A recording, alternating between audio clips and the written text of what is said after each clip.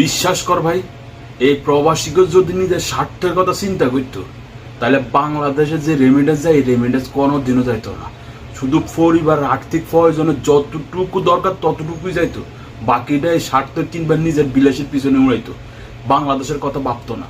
বাংলাদেশের কথা ভাইবে তারা আজকে রেমিডেন্স এমনকি যতটা টাকা শুধু নিজের খরচের টাকাটা রাইকা বাকি টাকাটা দেশে পাঠা একমাত্র রেমিডেন্স কিংবা পরিবার এমনকি ভবিষ্যতের কথা চিন্তা করে।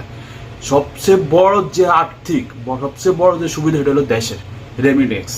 কি কইছে বুঝছেন? বিনিময়ে তারা সকল ভাবে এমনকি প্রতিটা জায়গা জায়গা হরে নিয়ে যেতেছে। আপনি পাসপোর্ট হইতে শুরু করে ফিঙ্গার দেওয়া এমনকি বিদেশ আসা পর্যন্ত সব জায়গায় তারা হয়রানি। তারপরে তারা অতীত ভুলে যায় একমাত্র দেশের স্বার্থে। কিন্তু বিনিময়ে বর্তমানে আপনারা দিন দিন এই প্রবাসীর সাথে বৈষম্য করতেছেন। আর কত? অতএব আর কোনো সমাধান না, কত একটা 19 দফায় মানতে হইব। যদি এক দফা যদি কম হয় কিংবা এক দফা যদি আপনাদের কোনো আলোচনার মাধ্যমে পালান তাহলে এই প্রবাসীরা একদম রেমিডেন্স বদ্ধ করে দিবে। এটাই সকল প্রবাসীর দাবি।